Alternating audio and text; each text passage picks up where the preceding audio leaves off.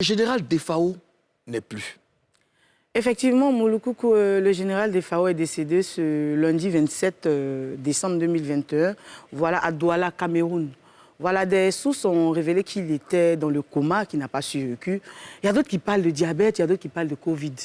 Voilà, c'est l'information qu'elle a. Et malheureusement, il est décédé. C'est une grosse perte pour la musique africaine. C'est un grand monsieur, un grand artiste. Ozone, qui est le général Defao? Le général Defao est né en 1958 à Kinshasa. Son vrai nom, c'est Lulando Matumuna. Ouais. Et puis, il était un auteur, compositeur, interprète de la RDC.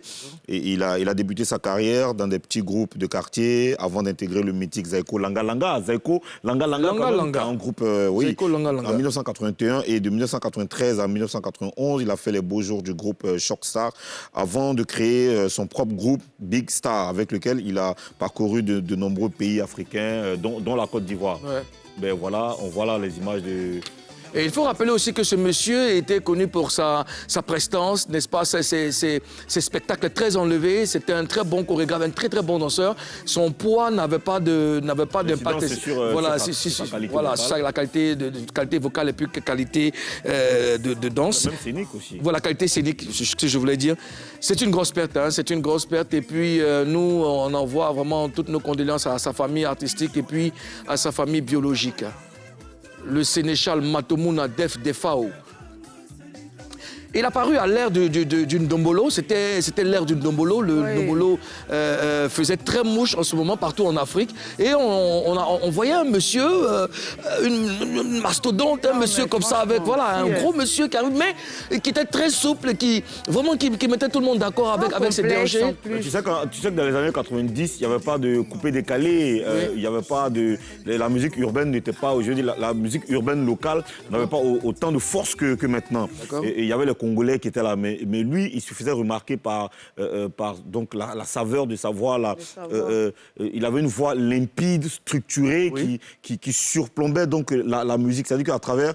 avant, il y avait beaucoup de... Quand le dombolo est arrivé en Côte d'Ivoire, le dombolo qu'on a connu, c'est clair qu'il y avait beaucoup de sonorités, mais lui, il était quand même unique. Il avait une touche particulière. Sa voix était vraiment unique. On sentait qu'il avait fait la bonne école. Bien sûr. Il fait par moi, j'ai un bon souvenir de mon enfance avec lui. C'était l'époque où je savais danser. Et je dansais le dombolo. Tu sais que quand il y avait des soirées de quartier, on n'a pas discuté.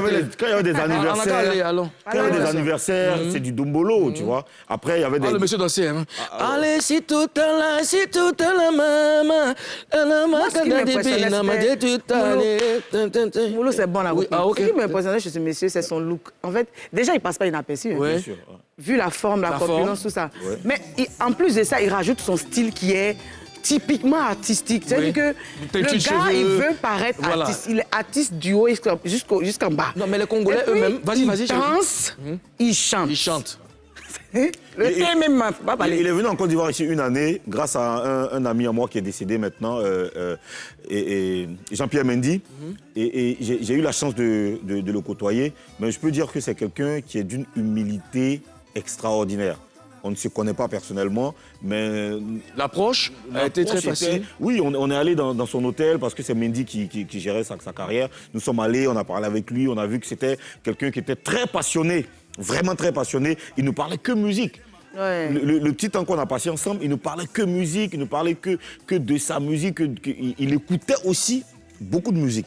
Il n'écoutait pas que du dombolo, que la musique congolaise. Il écoutait la musique ivoirienne, il écoutait la musique africaine, nigériane et tout. Il avait une très grande culture En tout cas, c'est une grosse perte pour la musique africaine.